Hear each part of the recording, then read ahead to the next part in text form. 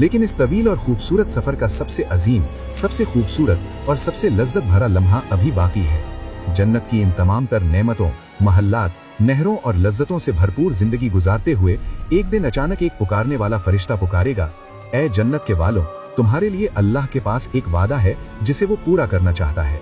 जन्नती हैरत और इश्तियाक से कहेंगे, वो क्या वादा है? क्या इसने हमारे आमाल का वजन भारी नहीं कर दिया? क्या इसने हमारे चेहरे रोशन नहीं कर दिए? क्या इसने हमें दोज़ख की आग से बचाकर जन्नत में दाखिल नहीं कर दिया? अब और कौन सी नेमत बाकी है? फिर इसके बाद जन्नत की सबसे अजीम, सबसे बड़ी और सबसे कीमती नेमत अता की जाएगी।